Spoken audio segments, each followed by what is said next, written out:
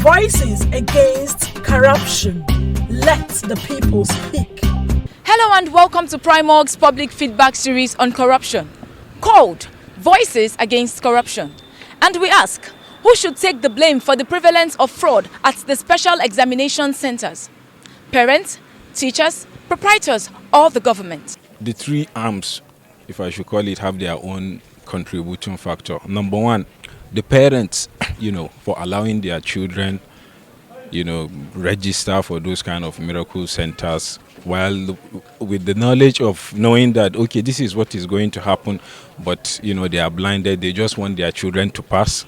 That's number one. And secondly, maybe the government.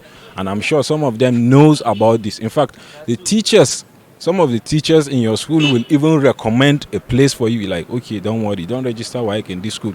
You just pay this amount, and there is full assurance that you are going to pass. If we have to apportion blames, they all share in the blame.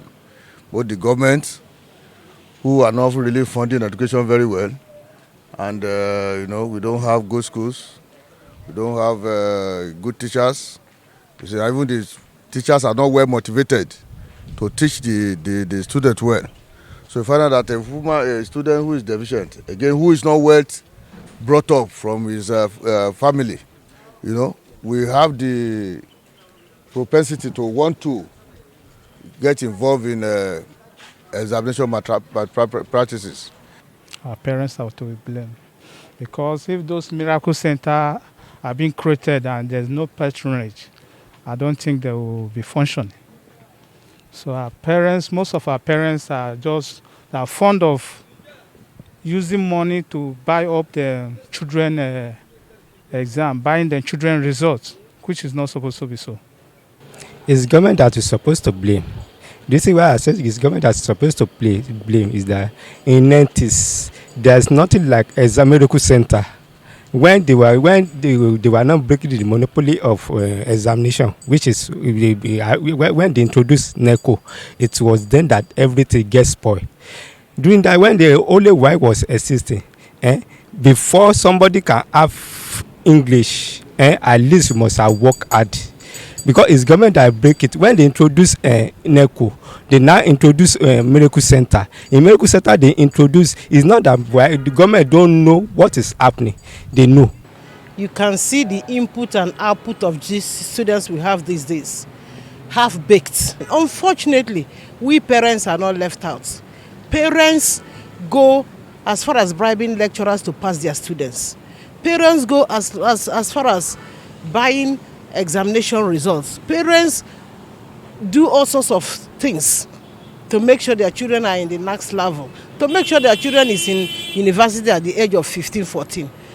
Many things has attributed to that, and unfortunately, it is causing the future of this country.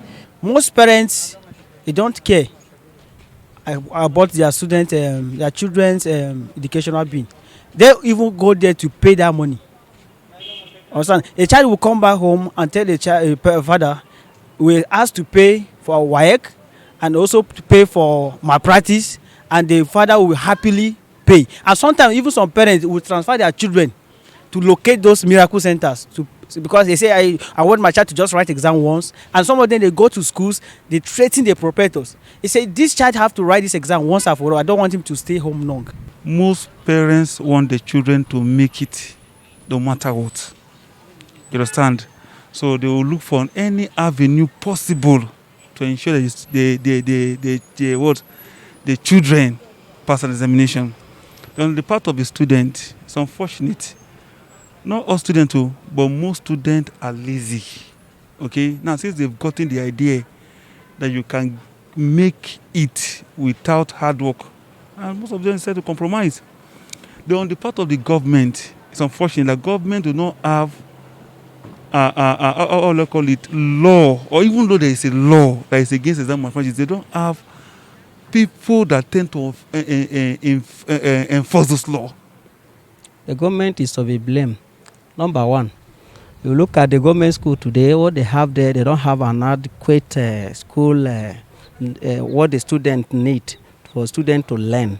For that reason, even if you look at the private school today, they are all owned by the commissioners of education as well as the directors of education and others. What they do is that what belong to the government school were channeled down to their own schools, and they know they use it for commercial purposes. We blame the school, the teachers, because they want the school, the students to get high grades in their WAEC and NECO, so that plenty people will be writing WAEC in that center. So we blame the teachers because normally they give expo in their schools so that they want their school to be higher for people to come to that school. You cannot apportion blame to just students. You see, you have to blame, one, the government. Why? Because of the dilapidated schools we have in Nigeria. And then the teachers that are being employed, some of them are not good enough. So the kind of students that graduate from such schools, of course, they are not confident that they can withstand exams. So you blame government and you also blame the school. The government and the proprietors, both of them are to be blamed, because the government is supposed to checkmate the proprietors. Do you understand? The parents don't have nothing to do there. We used to be students. We went to school. Do you understand? They flog us well and we no die. And now we be this up to today. We get sense persona.